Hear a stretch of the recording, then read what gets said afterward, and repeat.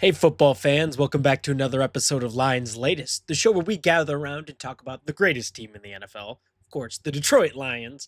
I'm your host, Bryan Hanes, and we have some things I want to touch on today and a couple updates, so let's just jump straight into the video. Starting off, we're comparing some past Lions to the new ones, and I think this one is definitely a cool little topic to get into, so let's start with the first two Lions we're comparing, and this one's definitely a bit of a stretch, but hear me out. Gibbs and Barry Sanders. So hold on. I know Barry Sanders. I don't know if anyone's gonna ever be like Barry Sanders again, but let's look at the comparisons here. Only two Lions running backs have ever scored 4 touchdowns in a single game. Look at their elusiveness, their agility. Barry is widely considered one of the most elusive running backs in NFL history. Right? Sanders had unmatched stop, start, quickness, insane balance, could change direction without losing speed, but he wasn't a bruiser. Right? He relied more on his elusiveness rather than pure strength. But he was still able to stiff arm and break off defenders without having to just being not a bruiser, right? Despite being 5'8", 203 pounds, Barry was also a capable receiver, though they didn't use him that often because it was such a run-heavy offense. Yeah. Gibbs was also an elite top-end speed runner with instant acceleration, can go from zero to full speed in just a couple of steps, making him dangerous in open space. Kind of sounds like someone else I know who's dangerous in open space, right?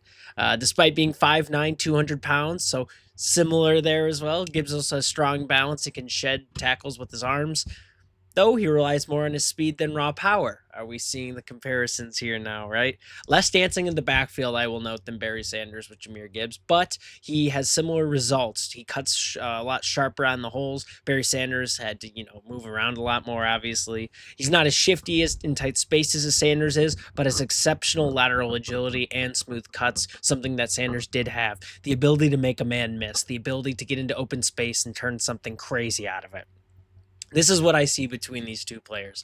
Gibbs is obviously getting more of a dual threat running back vibe with what we've been doing with him, but Barry Sanders was purely just running because that's what the offense formed around with him. Now, look, am I saying Jahmyr Gibbs is on the same level as Barry Sanders? No. Could he get there? Possibly. He's got a very high ceiling. I think he's just going to continue to get better as he's kind of getting into his prime. But I think right now these are some good comparisons to look at. They both kind of move similarly in a way. Barry Sanders is a lot more dancing and spinning, but Jahmyr Gibbs, his ability to just create plays, kind of how Barry Sanders did, very similar in play style in a way. So that's what I think. Let me know what you guys think. The second pair of Lions we have is Lomas Brown and Penei Sewell. Now this one I can see a lot more. Both Brown and Sewell have been standout performers in their own rights at left tackle, anchoring the line against elite NFL pass rushers during their respective eras. Lomas Brown is a 7-time Pro Bowler, 1990 through 1996. Sewell is already a 3 times Pro Bowler through 2022 and 2024, so he's on his way to get there.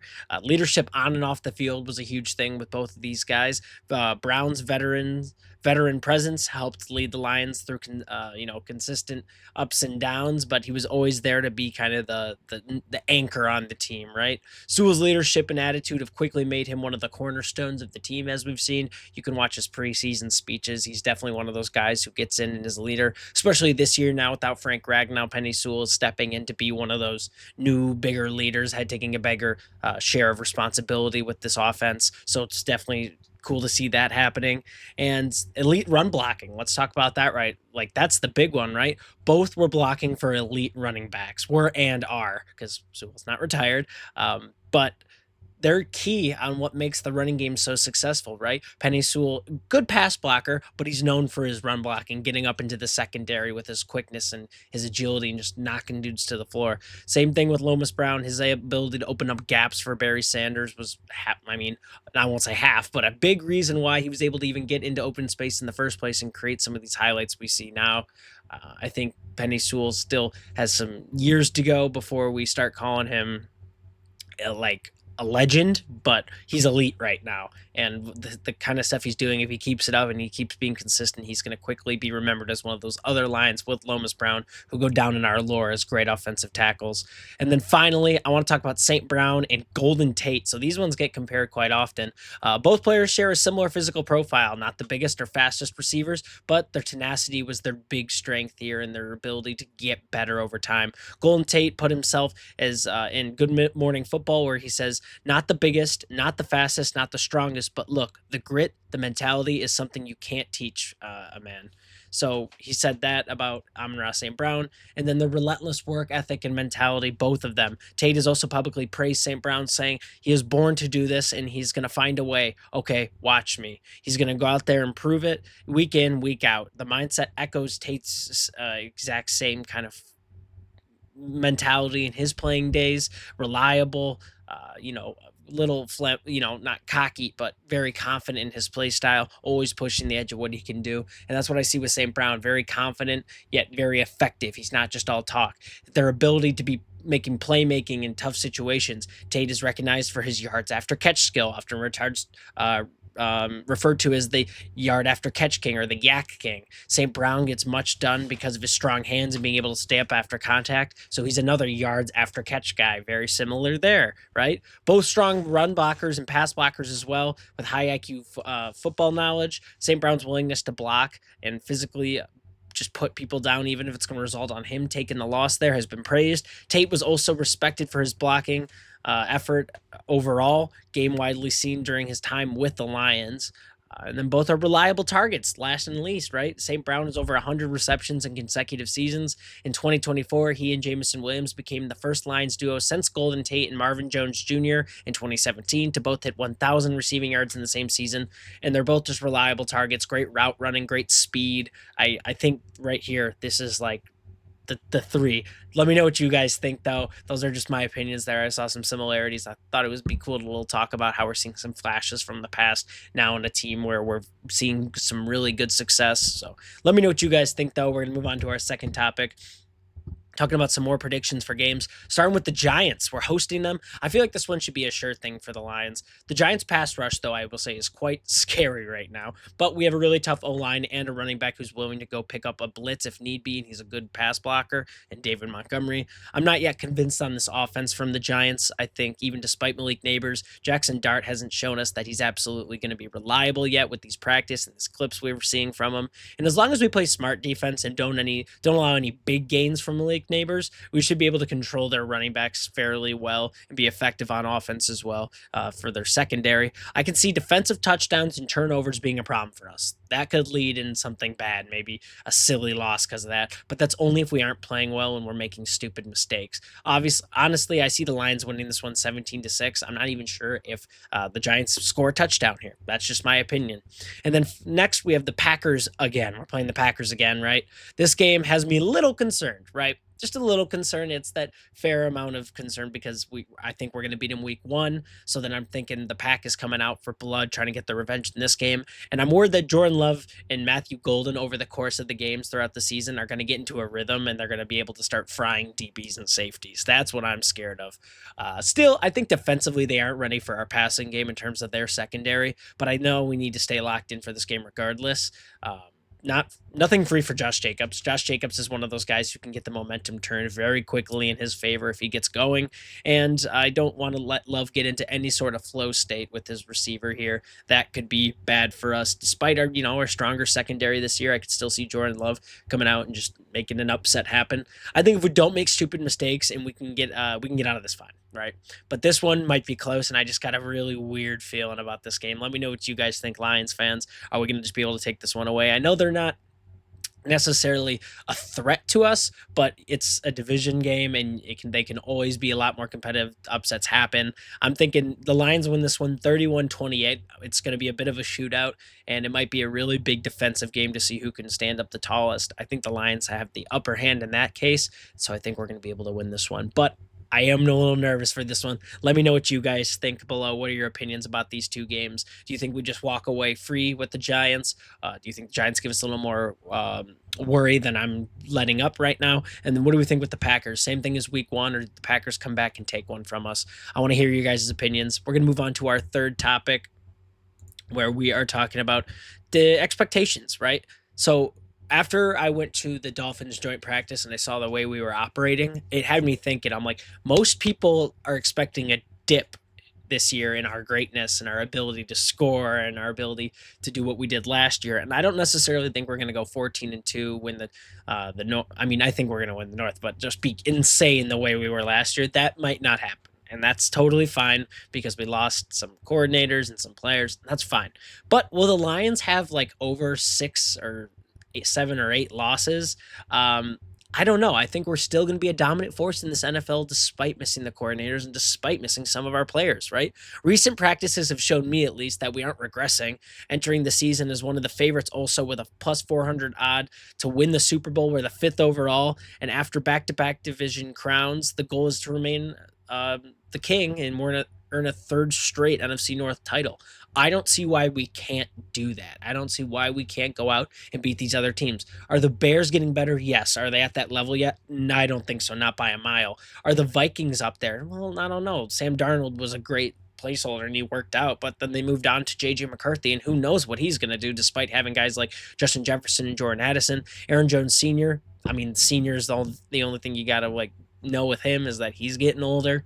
Their defense is great, but then you move to the Packers, who we just kind of talked about, might have a great offense this year, but I'm not convinced on the defense, and I'm not necessarily convinced with the offense yet. So I don't see why we can't go in and take a third title. I see this as just kind of our era, our period right now where we are dominant. Now, in terms of winning the Super Bowl, is our window closed? I don't think so. I don't think so. And a lot of people are saying we missed it. Oh, we missed it. Oh, we should have won last year. The injuries and blah, blah. I think if we stay healthy, we should have no problem staying dominant. Are we going to have more losses than last year? Probably. We have a super tough schedule, keep in mind. But I don't think it's going to be this thing now where we're just a mid team, right? Where we're just having the Steelers winning season. You know what I'm saying? I don't see that happening for us, and I don't think fans should be seeing that either. Don't change your expectations just because people on ESPN are telling you that, coordinators are everything. The players are foremost what's controlling on the field. Coordinator could tell you to throw a 60-yard touchdown pass, but if you don't have the quarterback to do it and you don't have the receiver to locate that ball and catch it in coverage, it's not going to happen. Vice versa also, I see they're both important, but I see our star players here who stayed being the core of this team, the heart of this team, and I don't think that we're going to stop being good just because a few guys left. That's just my opinion. Let me know what you guys think. I don't necessarily think we need to start changing our expectations from last year too much, but I think it is worth noting that we aren't going to be the same powerhouse team from last year, but I do still see dominance in our future. Let me know what you guys think. We're going to move to our fourth and final topic because I yapped about comparing players for way too long. We're talking about the joint practice follow-ups. I just wanted to say a couple things. I didn't want to make this an injury update or that update. I just kind of wanted to mesh a whole bunch of things together. So first and foremost, Laporta, I did notice, was getting his hamstring stretched yesterday during the practice. He will miss a few days with a minor injury. Okay, as long as he's back for the regular season and it's nothing bad, I'm not too worried about that. On the flip side, Terrion Arnold will be getting reps in through the rest of the week after being out with that hamstring injury, so he's back getting reps in. Awesome, good to have Terrion Arnold back. We do need him for the regular season. Dolphins coach Mike McDaniels was impressed with our performance from Wednesday, saying that we were moving on all cylinders. It was just important and it's going to help them get better, which I always, he gave us our flowers, and I appreciate that. I respect that. Setting up the stage for the second preseason game against the Dolphins. So far, we look dominant with both our first team offense and second team offense moving effectively. And then our defense was looking good too. I think we just need to not play Hendon Hooker. I think Kyle Allen's just going to have to go in and do his thing. Don't throw any picks, and we should be all right. I don't know if Hendon Hooker's time here is going to be much longer, but that's just what I was seeing from practices. And then offensive lineman Keaton Sutherland and cornerback DiCaprio Boodle were both placed on injury reserve. Say that 5 times fast. Sutherland was evaluated for his knee injury, and Boodle was evaluated for a lower leg injury following the practice from Wednesday. In response, the Lions then hired a pair of free agents and offensive lineman Zach Johnson and cornerback Alan George. Johnson has been a member of the NFL for a while with several teams and was with the UFL's Birmingham Stallions the year that they won the championship and was an all UFL selection. Undrafted free agent 2020, Johnson played collegiately with North Dakota State, where he won 4 FCS championships and was a 2-time FCS All-American. George, on the other hand, was an undrafted free agent in the class of 2022. He signed with the Bengals, appeared in 4 games that season. He would spend 2023 season on Cincinnati's practice squad. Then he was released to camp prior to the 2024 season. The Commanders ended up signing him with a future contract, but ultimately cut him in August 11th of 2025. He now joins the Lions cornerback room and has been bitten by this injury bug. With Boodle and Ennis Rakestraw out for the season, he's going to have to be one of those next guy up mentalities. He had fine stats in college. He played for the Vanderbilt Commodores. Oh my gosh. I played 9 games his senior year, starting 8, recorded 45 tackles, 2.5 tackles for loss, and 2 pass breakups. Good to have that next guy up mentality. Hopefully he's great for us. But those are just some updates from what has been going on in the last few days. And get ready for this preseason game that's happening with the Dolphins. Hopefully we're good. Hopefully the second team offense defense looks great. And we know we have some guys ready to go in case the worst happens. With that being said, though, woo, that was quick. Thank you so much for watching Lions Latest today. Make sure you guys like, comment, and subscribe. If you made it to this point in the video, what are your expectations for this upcoming season? Just be honest with me. Do you think I sound ridiculous talking about continued dominance, or is that the case for the Lions? And we shouldn't think that just because a few people left, everything's going to fall apart all of a sudden. Let me know what you guys think. But turn on that bell. Make sure you never miss a video. I love all seeing your comments. It's great. We're about to hit 400. I think we're at, last time I checked, we're at 399 subscribers. So big, that'll be a big announcement too next week for that. Thank you guys so much for all the support. Enjoy the rest of your day, and I will see you in the next video.